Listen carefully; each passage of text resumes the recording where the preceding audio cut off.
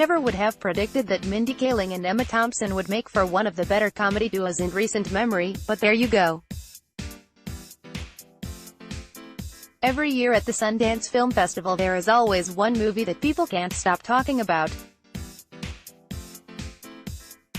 This year, that movie was director Nisha Ganatra's Late Night, a comedy written by and co-starring Mindy Kaling. Now the rest of us finally get to see what all the fuss was about in Park City, and, delightfully, it turns out the hype, at least mostly, is justified.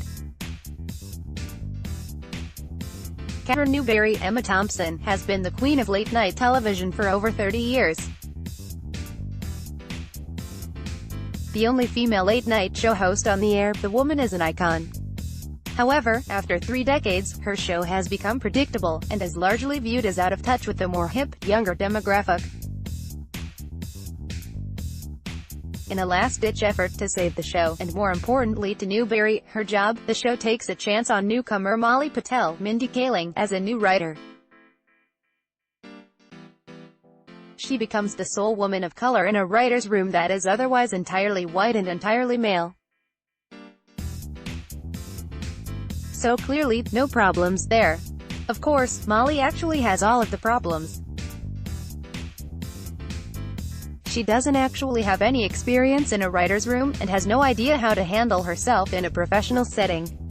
When her boss asks her what she thinks, she answers honestly, which doesn't go over well given that Newberry expects her staff to simply tell her what she wants to hear and then shut up.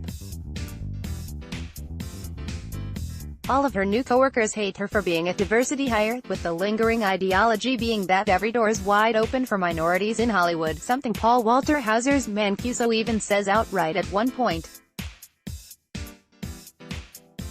Late Night isn't subtle with its messaging, but you don't need to be subtle to be good, or right, and this comedy about two women at two very different points in their lives fighting for success in a man's world is actually quite good. And also right. While the points it makes are clear, it never lets those points get in the way of the laughs. The script is whip-smart, and has an energy that keeps you engaged. It elevates what would otherwise be a fairly standard by-the-numbers comedy to something worth attention. As part of that smart writing come two very smartly written characters. One would expect Mindy Kaling to write to her own strengths, and she certainly does that. Kaling clearly feels equally at home playing awkward and in over her head as she does when she's standing her ground and getting in the face of the men who continually overlook her. Perhaps Molly was a diversity hire, but she's got the job now, and it's up to her to do it well enough to keep it, and it's an energy Kaling projects well. Kaling is easily relatable. While the struggle to be successful writing jokes on a late-night comedy show might not be something we all understand, the larger struggle for respect certainly is. All that being said, Kaling has written an even better part for Emma Thompson in Late Night. While we've certainly seen Thompson be funny, she got her start in television comedy. Seeing her be this funny will probably come as a shock to many. Thompson's delivery is so dry you could watch it while pouring a glass of gin and get the perfect martini. Her character arc is also compelling, and it's the one place that takes Newberry in directions that may surprise you.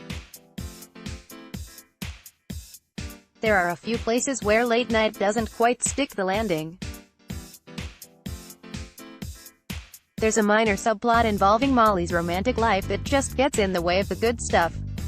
While I suppose it's important to see a woman fight for her career and find the love life as well, it's not given enough time to be relevant in the larger story being told, and feels like it's only shoehorned in because it thinks it needs to be there. I never would have predicted that Mindy Kaling and Emma Thompson would make for one of the better comedy duos in recent memory, but there you go. Late Night isn't the second coming of the workplace comedy on the big screen, but it's an admirable addition to the genre. The jokes are funny, and more of them land than don't. This will hopefully earn Mindy Kaling proper attention as a feature writer, and, if there is a movie god, it will lead to more opportunities for Emma Thompson to be hilarious. Rating, 4.0, 5 blended from around the web. Let's block ads. Why?